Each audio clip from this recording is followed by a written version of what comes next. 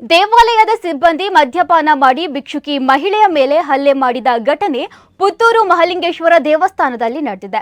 ಪ್ರತಿನಿತ್ಯ ದೇವಸ್ಥಾನದ ಆವರಣದಲ್ಲೇ ಇರುತ್ತಿದ್ದ ಈ ಭಿಕ್ಷುಕಿ ಮಹಿಳೆ ಯಾರಿಗೂ ತೊಂದರೆ ಕೊಡದೆ ತನ್ನ ಪಾಡಿಗೆ ಇರುತ್ತಿದ್ರು. ಮಹಿಳೆಗೆ ನಿರಂತರವಾಗಿ ಹಲ್ಲೆ ನಡೆಸುತ್ತಿದ್ದ ಸಿಬ್ಬಂದಿ ನಿನ್ನೆ ಮಧ್ಯಾಹ್ನ ಮತ್ತೆ ಹಲ್ಲೆ ನಡೆಸಿದ್ದಾನೆ. ಈ ಸಂಬಂಧ ಭಿಕ್ಷುಕಿ ಮಹಿಳೆ ಪೊಲೀಸ್ ಠಾಣೆಗೆ ದೂರು ನೀಡಲು ಹೊರಟಿದ್ದು, ಆದರೆ ಪೊಲೀಸರು ನಿರ್ಲಕ್ಷ್ಯತನ ತೋರಿಸಿದ್ದಾರೆ. ಹಲ್ಲೆ ಆರೋಪಿ ವಿರುದ್ಧ ಕ್ರಮಕ್ಕೆ ಸಾರ್ವಜನಿಕರ ಒತ್ತಾಯ ಮಾಡಿದ್ದು, ದೇವಸ್ಥಾನದಲ್ಲಿ ಮದ್ಯಪಾನ ಮಾಡಿದ ಸಿಬ್ಬಂದಿಯನ್ನು ಕರ್ತವ್ಯದಿಂದ ಕೈ ಬಿಡಲು ಆಗ್ರಹಿಸಿದ್ದಾರೆ. ಇನ್ನು ಹಲ್ಲೆಗೊಳಗಾದ ಮಹಿಳೆ ಪುತ್ತೂರು ಸರಕಾರಿ ಆಸ್ಪತ್ರೆಯಲ್ಲಿ ದಾಖಲಿಸಲಾಗಿದ್ದಾರೆ. ನೀಲು ಎಷ್ಟು ಗಂಟೆ ಇನ್ನು ಓಡ ಮತ್ತೇನಡು ಒಣಸು ಅಂತದ್ದು ಬರ್ತದೆ ಗುಳ್ಳುದೆ ಬುಕ್ಕ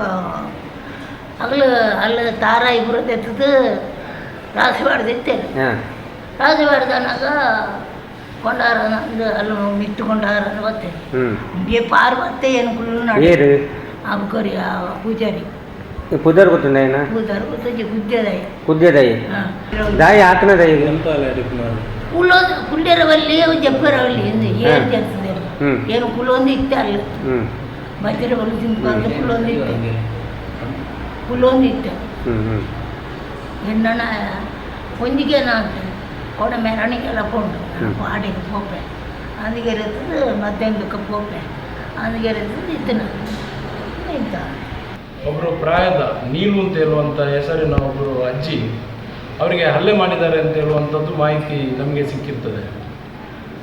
ನಾವು ಅದರ ಬಗ್ಗೆ ಮಾಹಿತಿಯನ್ನು ತೆಗೆಯುವಾಗ ಅವರಿಗೆ ಅನೇಕ ಬಾರಿ ಹಲ್ಲೆ ಮಾಡಿದ್ದಾರೆ ಅಂತ ಹೇಳುವಂಥದ್ದು ನಮಗೆ ವಿಚಾರ ಬೆಳಕಿಗೆ ಬಂದಿದೆ. ಅವರು ತುಂಬ ಪ್ರಾಯದವರು. ಅವರು ಮಹಾಲಿಂಗೇಶ್ವರ ದೇವಸ್ಥಾನದಲ್ಲಿ ಚಿರಪರಿಚಿತರು, ಎಲ್ಲರಿಗೂ ಗೊತ್ತಿದ್ದಂಥ ಒಬ್ಬರು ಈ ಅಜ್ಜಿ. ಅವರಷ್ಟಕ್ಕೆ ಅವರು ಕೂಡ ಎಲ್ಲಿಯೂ ಕೂಡ ಒಂದು ಖರ್ಚಿಪ್ ಹಾಕಿ ಅಲ್ಲ ಬಟ್ಟೆ ಹಾಕಿ ಬೇಡಿದವರಲ್ಲ ಅವರು. ಅವರಿಗೆ ಯಾರಿಲ್ಲ, ಹಿಂದೆ ಮುಂದೆ ಯಾರಿಲ್ಲ. ಅವರಲ್ಲಿ ಯಾರಾದರೂ 10 ರೂಪಾಯಿ 20 ರೂಪಾಯಿ ಕೊಟ್ಟರೆ ಅವರ ಜೀವನವನ್ನು ಸಾಗಿಸ್ತಾ ಇದ್ದಾರೆ ಅವರು. ಮತ್ತು ಯಾರಿಗೂ ಕೂಡ ಅವರು ತೊಂದರೆ ಕೊಟ್ಟವರಲ್ಲ. ನಾವು ಬಹಳ ಹಿಂದೆಯಿಂದ ನಾವು ನೋಡ್ತಿದ್ದೇವೆ ಅವರನ್ನು.